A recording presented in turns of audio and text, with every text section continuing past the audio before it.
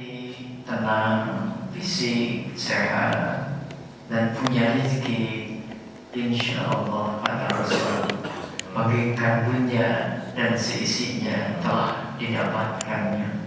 Apa yang pantas untuk kita ungkapkan selain bersyukur kepada Allah? Taat dan istiqomah dalam ketaatan dan terus bertastabiqul khair sepanjang hayat, agar akhir inzuritain fitness dalam hidup kita menapaki husnul khatimah. Saat ini dapat kita mengamati tanda-tanda kekuasaan Allah yang harus sikap dan wajib disikapi dengan penuh kedalaman hati, kesadaran jiwa, kesungguhan fisik. Dalam situasi dan kondisi ini banyak ayat-ayat Allah yang dinampakkan kepada kita. Mengutip dalam surah Bani Israil ayat 59, wa ma nursilu bil ayati illa tahwifa. Tidaklah kami mengirim, memutuskan, mendatangkan, menampakkan bil ayati dengan tanda-tanda kekuasaan Allah illa tahwifa, kecuali agar manusia merasa rempan, takut. Bahkan dengan kejadian yang saat ini dapat kita saksikan terus-menerusnya, dari satu musibah ke musibah berikutnya, yang tentu bahasa subuh ini menyambung dari bahasa subuh yang lalu tentang pentingnya amar ma'ruf nahi munkar. Karena semulia-mulianya tugas Rasul, para Nabi, tugas yang agung adalah menyampaikan risalah Allah, agar hamba Allah terbimbing akidahnya tidak syirik, perbuatannya tidak maksiat, dan akhlaknya pun tidak bejat. Jelasnya salimul aqidah, selamatkan akidahnya, istimrariyah fil ibadah, kontinu dalam ibadahnya, matinul mulia dalam akhlak budi pekertinya, insyaallah wafatnya husnul khatimah. Menyikapi tanda-tanda kekuasaan Allah seyogianya bagi hamba Allah yang beriman, munculnya rasa tahwid, takut. Sanurihim ayatina fil afaqi wa fi anfusihim hatta yatabayyana lahum annahul haqq.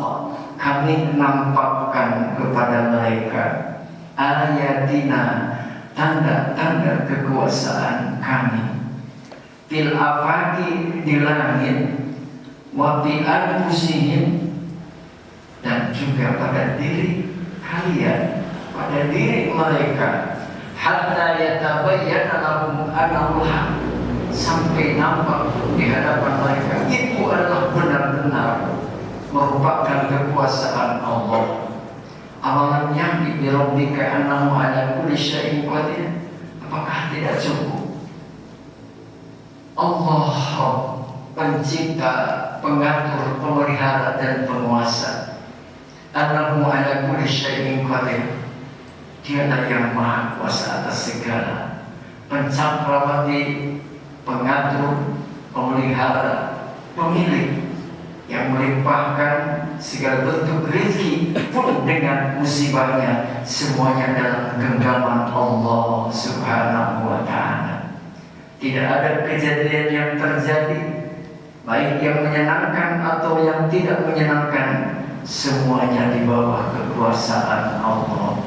Tidak ada seorang yang mampu ikut intervensi di dalamnya. Manusia hanya terperangkap. Bagi hamba Allah yang beriman hanya terucap dengan astagfirullah, subhanallah. Apalagi ya Rabb, kesalahan kami sampai engkau banyak menegur kepada kami. Awalan yakni rabbika an ala kulli syai'in qadir. Karena itu pengakuan kita secara rububiyah, mungkin banyak hamba Allah atau manusia yang mengaku bahwa pencipta, pengatur, pemelihara, penguasa alam semesta ini Allah, tapi dari tauhid rububiyah itu tidak bisa dipisahkan dengan tauhid uluhiyah. Artinya pengakuan pencipta, pengatur, pemelihara dan penguasa itu Allah harus dibuktikan dengan ilahiyah. Bagaimana perintah Allah agar manusia menyembah Allah. Wa'budullaha wa la tusyriku bihi syai'an. Sembahlah Allah dan jangan pernah menyekutukan sesuatu pun dengannya. Karena boleh jadi musibah turun bertubi-tubi saat ini itu adalah ulah satu kemusyrikan manusia sudah menduakan Allah, sudah riya dalam ibadahnya, sudah ujub dan sombong dalam perbuatannya.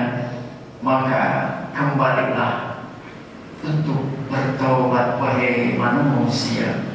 Qul huwal qadiru ala ayyab as'alaikum adzaba.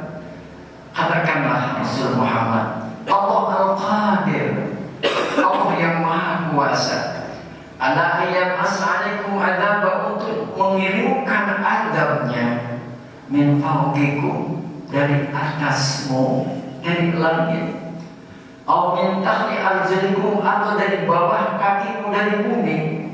Ayat disakum siaan, atau terjadi antara kalian saling bergontok-gontokan, bahkan wayudiku waktuhum ba'sabatin, akan merasakan akibat dari ketidakbaikan sekelompok dengan kelompok yang lainnya. Na'udzubillahi min dzalik.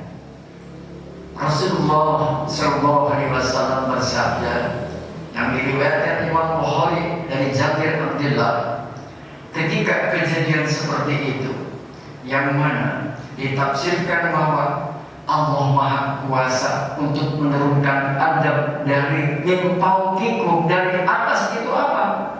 Adab dari atas satu guntur,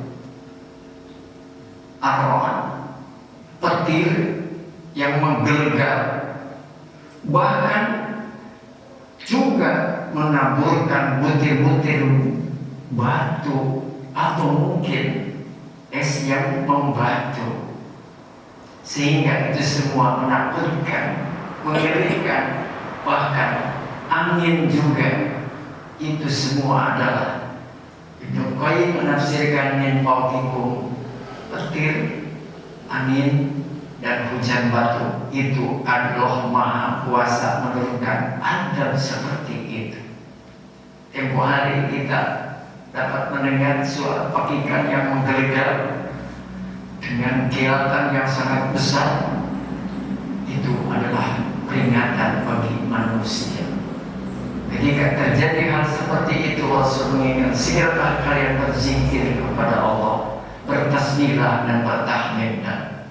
Yang kedua, ditafsirkan dalam ayat tadi, wa min tahti arjulikum, Allah Maha Kuasa menurunkan adab dari bawah kakimu, dari bumi. Apakah itu? Gempa dan longsor yang saat ini subhanallah dapat kita saksikan. Tidak ragu lagi, musibah gempa itu adalah merupakan tanda-tanda kekuasaan Allah yang sangat menakutkan, menyebabkan manusia cemas, resah, gelisah hanya dengan hitungan menit, hitungan detik. Rumah yang dibangun dengan puluhan tahun di huningnya, kampung halaman yang dia tempati, semuanya porak-poranda hanya dengan hitungan menit. Itulah kekuasaan Allah.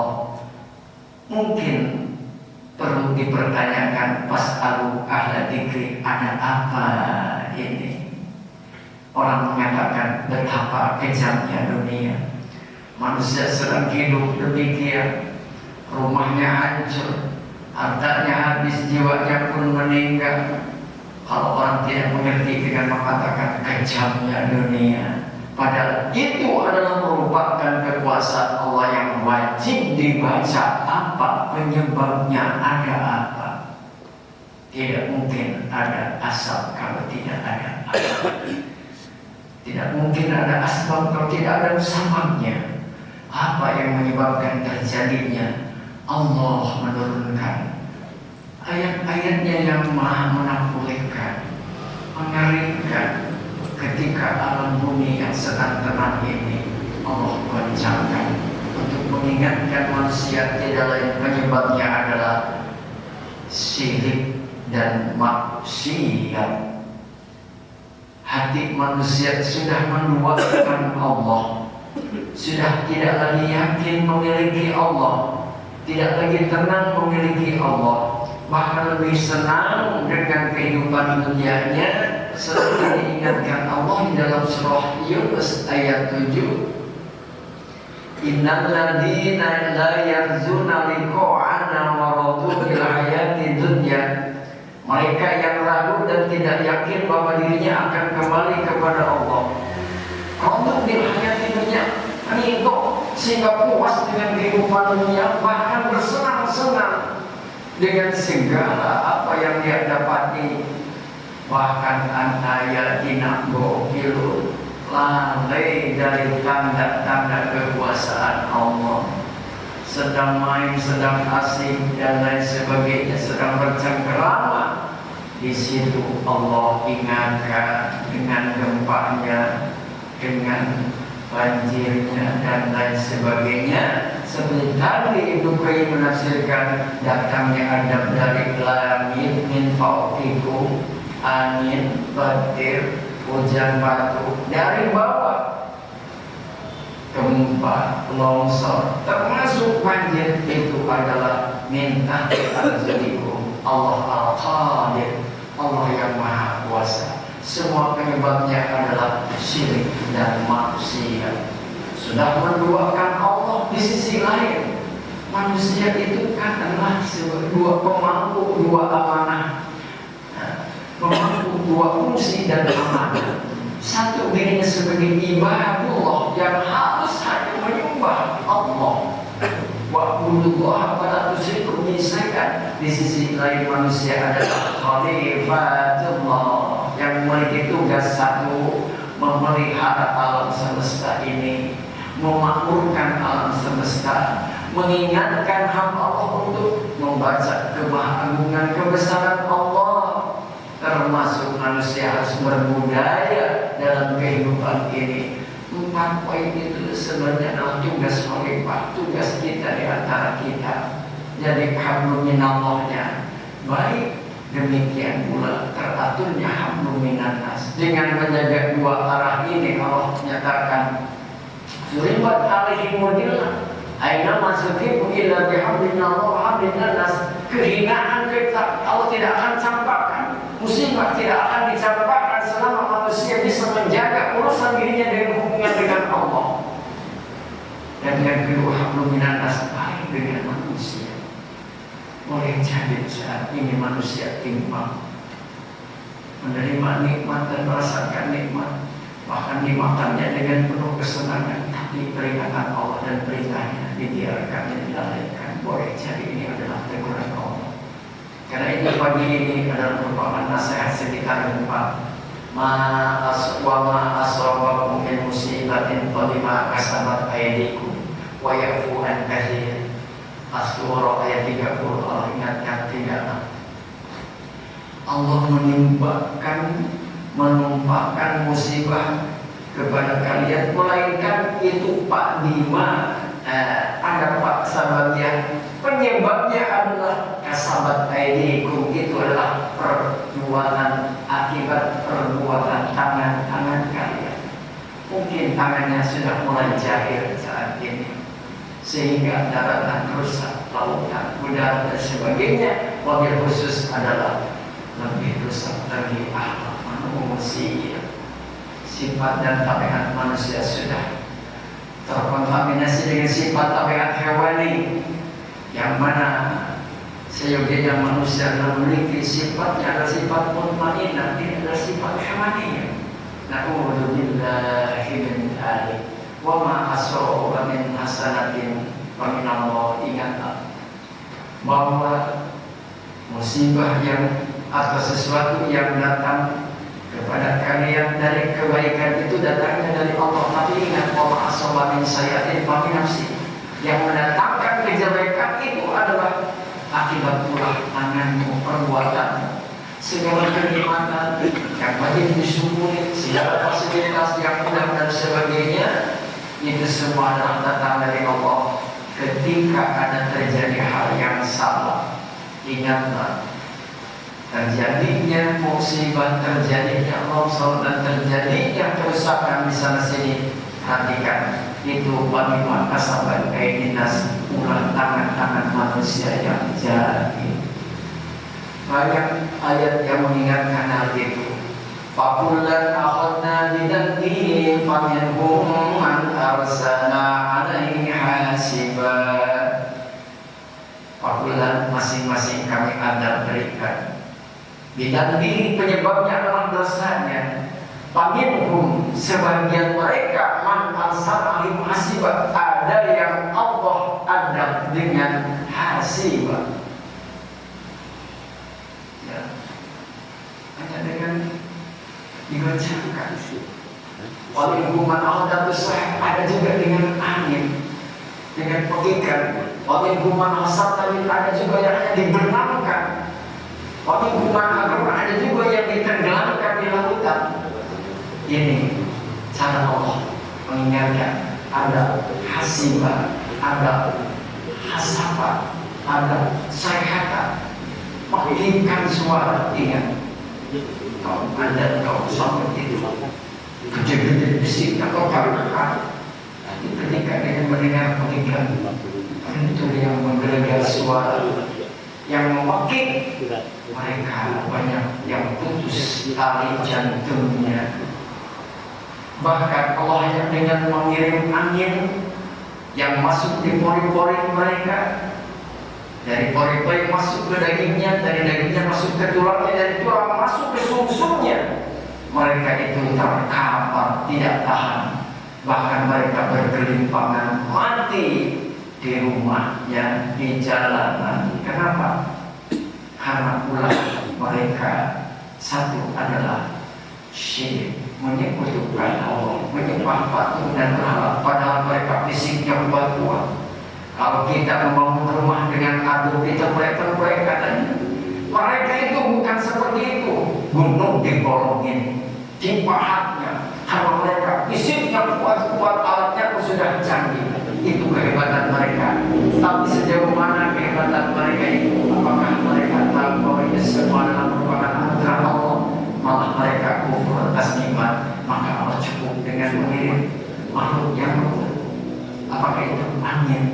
Dan angin kalau tidak tahu itu sebagian dari junudullah, tentara Allah. Saat Allah mengirim angin, hati-hati, angin bisa memporak-porandakan apapun. Air pun bisa didorong, api pun bisa ditiupnya, bahkan gunung pun ditiupnya dengan angin. Itu adalah junudullah. Karena itu Allah Al-Qadir, Allah yang Maha Kuasa dalam segala hal.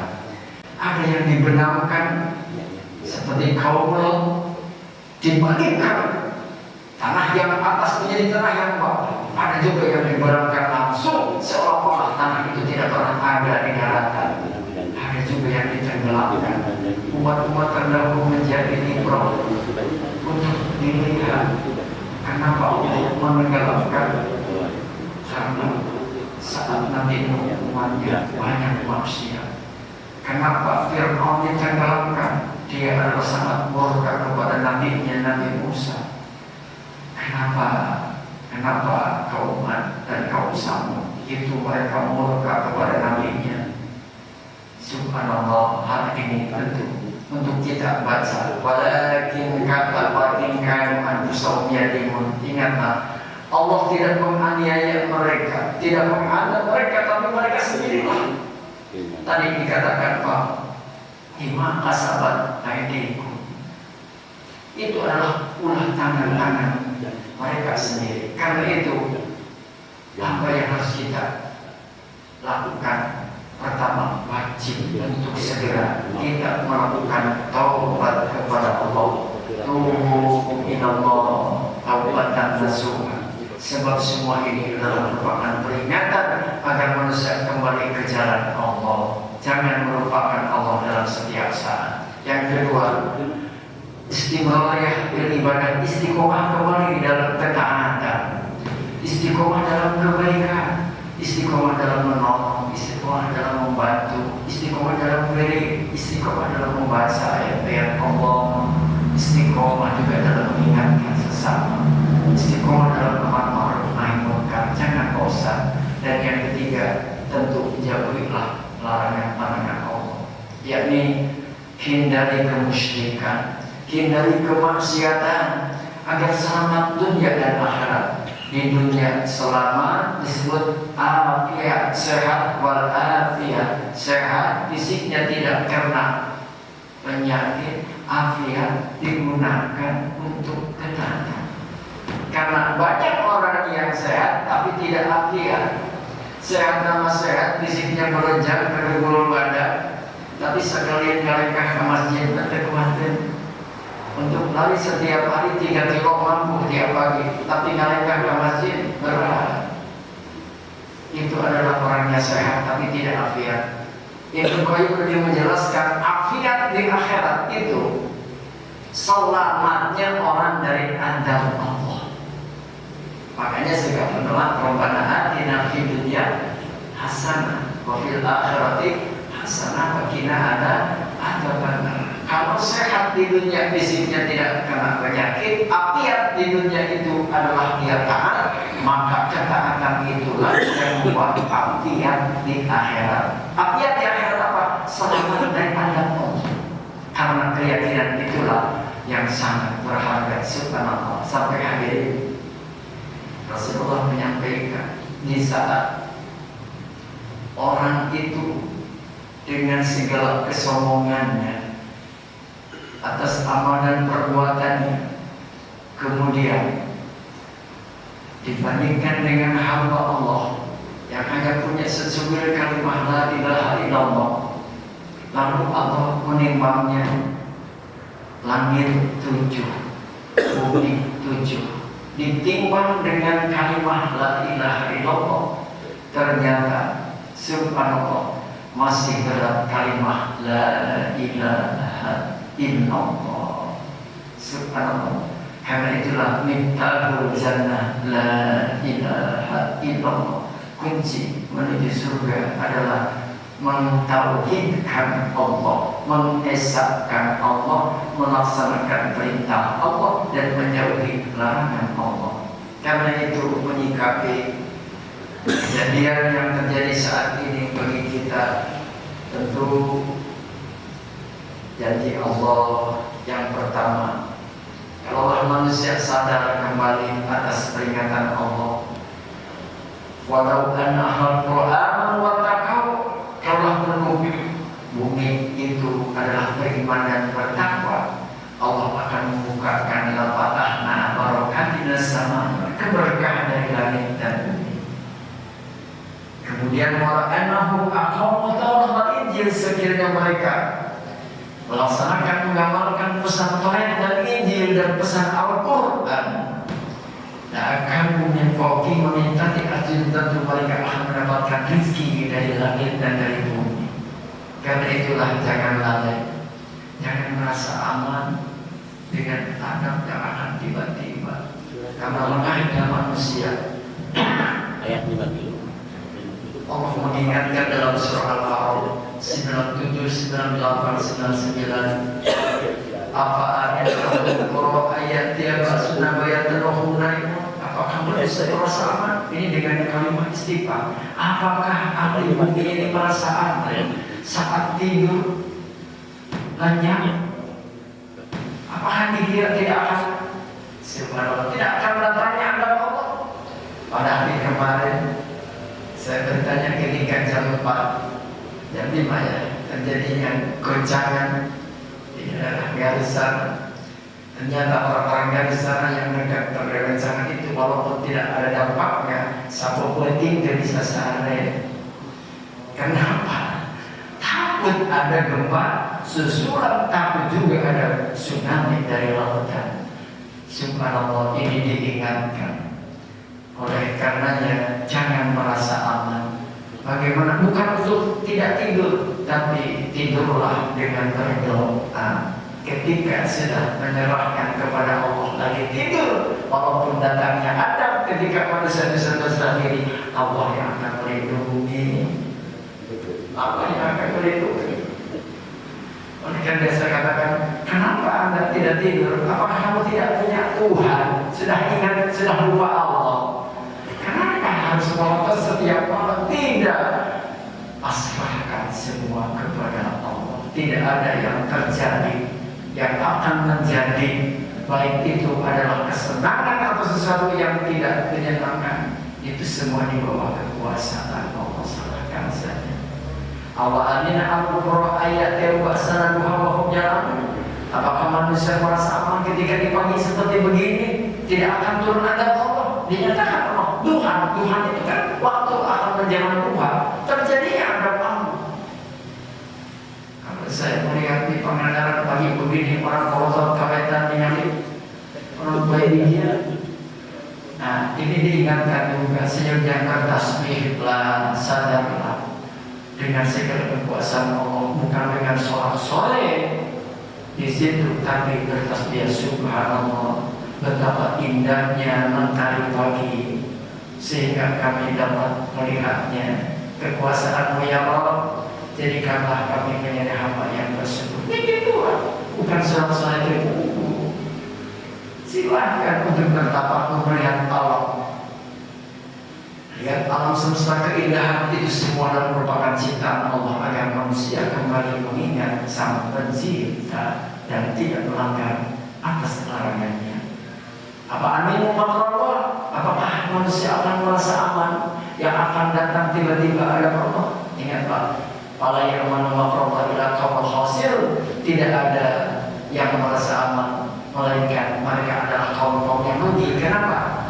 Mereka itu sombong, tidak menyandarkan, tidak mengakui bahwa penjaga, pencipta, pengatur, pemelihara itu siapa? Allah.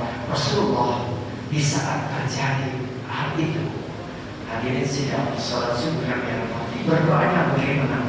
Allahumma inni as'aluka biwajhikal karim asraqatil samawati wal ardh, yang menyinari langit dan bumi, anta ja'alna ya Rabb, jadikanlah kami semua jika dalam penjagaanmu ya Rabb, wa hibdika lindunganmu, wa jalalika semuanya dalam maafmu.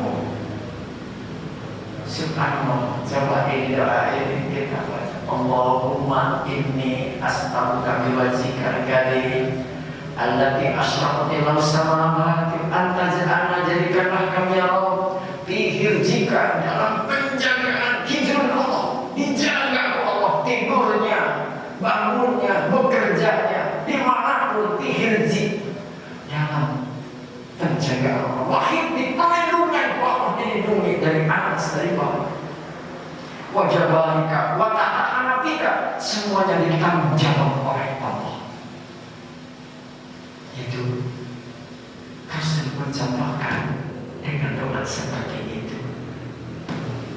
Oleh karena kita sebagai pewarisnya, mari kita ikuti pesan-pesan Rasul, pesan-pesan Allah yang disampaikan bagi Rasulullah SAW dalam menyikapi kejadian saat ini.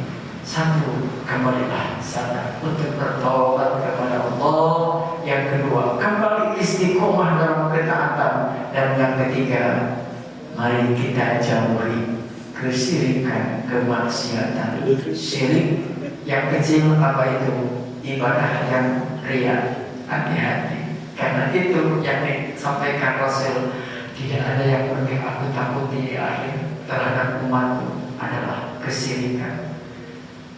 Masyarakat bertanya, apakah saat itu akan ada yang nyembah patung dan berhala? Bukan itu, tapi mereka beramal sehingga bisa aktivitas kembali, dan yang kehilangan harta mudah-mudahan Allah gantikan dengan yang lebih barokah, dan kehilangan keluarga pun Allah menggantinya dengan keluarga yang saleh dan salehah. Hamdan syakirin hamdan alamin, hamdan yuwaffi ni'amahu wa yukafi mazidahu ya rabbana lakal hamd kama yanbaghi li jalali wajhikal karim wa adimi sultan Allahumma ya Rahman. Di subuh yang koran nanti yang bersibuk bersyukur memuji kebesaran mengaminkan kemuliaan ya Rabb. Ampunilah dosa kami, dosa ibu bapa kami, dosa guru kami, dosa kaum muslimin muslimah ya Rahman. Kami banyak salah, banyak hilaf, banyak lalai. Boleh jadi Engkau nampakkan kekuasaan lewat musibah ini karena menegur kami yang lalai. Karena itu ya Rabb, banyak kesalahan, tapi Engkau banyak memaafkan ya Rabb. Ya Arhamar Rahimin, irhamna. Ya Arhamar Rahimin, irhamna. Ya Rabb, ampunilah kesalahan hamba kami yang selama ini lalai, tidak istiqomah dalam ibadahnya, lalai dalam mensyukur nikmat-Mu, bersenang-senang dalam nikmat yang Kau berikan, tapi lupa untuk bersyukur. Karena itu ya Allah, berikanlah keteguhan hati kami, istiqomah dalam melaksanakan ketaatan, wujudkanlah cita-cita kami penuh dengan keberkahan dan kemaslahatan. Manfaatkan ilmu kami, umur kami, harta kami ya Allah. Jadikanlah keturunan dan anak-anak kami menjadi hamba-hamba yang taat. Warisilah mereka dengan keimanan dan ketakwaan. Jadilah mereka menjadi generasi yang saleh dan salihah, dan akhirilah hidupnya dengan husnul khatimah. Rabbana taqabbal minna innaka antas samiul alim wa tub alaina innaka antat tawwabur rahim. Rabbana atina fid dunya hasanah wa fil akhirati hasanah wa qina adzabannar. Wa sallallahu ala Muhammadin khairin khalqi wa ala alihi wasallam. Subhanallahi wa bihamdihi amma yasifun. Wassalamu ala mursalin walhamdulillahi rabbil alamin. Akhirul kalam. Assalamualaikum warahmatullahi wabarakatuh. ما تكفي مساحة لو نعيش بلا سماحة وانت عايزنا بحب